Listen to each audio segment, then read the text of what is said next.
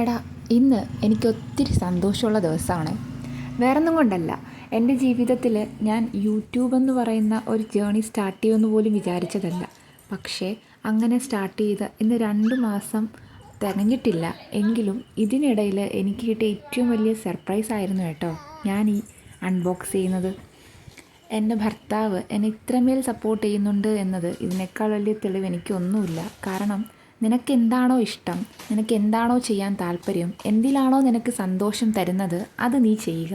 മറ്റുള്ളവരെന്ത് പറയുമെന്ന് കരുതി നീ നിൻ്റെ ഇഷ്ടങ്ങളും സന്തോഷങ്ങളും മാറ്റി വയ്ക്കരുത് എന്നാണ് അദ്ദേഹം എനിക്ക് തന്നിട്ടുള്ള ഒരു അഡ്വൈസ് എന്ന് പറയുന്നത്.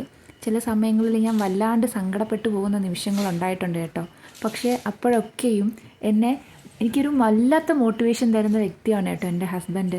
അതുകൊണ്ട് അദ്ദേഹം എനിക്ക് തന്ന സർപ്രൈസാണ് ഈ യൂട്യൂബ് ജേണി. എന്ന് വരെ എനിക്ക് കൊണ്ടുപോകാൻ പറ്റുമെന്ന് പോലും അറിഞ്ഞുകൂടാതിരിക്കുമ്പോൾ അതിനൊക്കെ എന്നെ ഏറ്റവും കൂടുതൽ എന്നെ സപ്പോർട്ട് ചെയ്ത് മുന്നോട്ട് കൊണ്ടുവരുന്ന ആ വ്യക്തി എനിക്ക് തന്ന ഏറ്റവും വലിയ സർപ്രൈസാണ്. ഓരോ യൂട്യൂബേഴ്സിൻ്റെയും വീഡിയോസ് കാണുമ്പോൾ അതിലുള്ള എനിക്ക് ഏറ്റവും കൂടുതൽ ഞാൻ ആഗ്രഹിച്ചിരുന്ന ഒരു സാധനമായിരുന്നു കേട്ടോ ഈ റിംഗ് ലൈറ്റ് വിത്ത് ട്രൈപോഡ്.